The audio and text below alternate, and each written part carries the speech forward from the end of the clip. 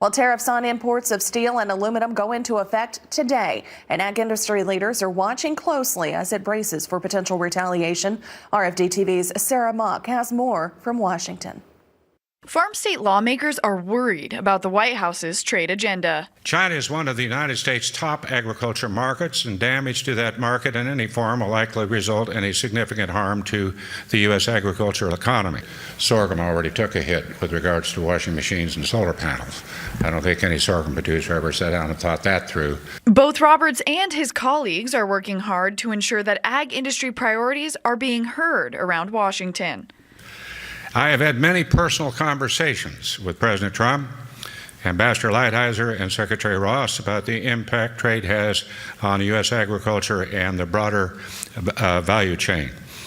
I have tried to maintain that the United States needs to be leading the conversation in strengthening our trade partnerships, eliminating barriers and growing economies around the world, not threatening to remove ourselves from the conversation entirely.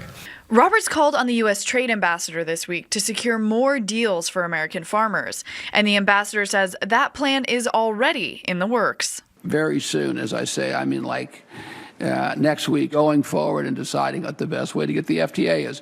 And it's not, if I have my way, it's not going to be a 5-year negotiation to do all this stuff. It's going to be a focused negotiation where we get something very quickly. The White House is also defending the planned tariffs, saying that they do have the best interest of American farmers at heart.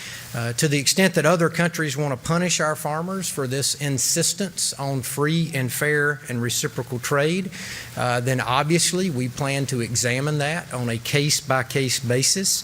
As those threats materialize, we will do everything within our power to protect our farmers from that sort of egregious behavior. Starling says the White House will prioritize working with trade partners who already share the U.S.'s views on trade, and that the Trump administration will fight for a level playing field where American farmers benefit. But he also asked that the ag community talk more cautiously about trade in the coming months. For RFD-TV, I'm Sarah Mock in Washington.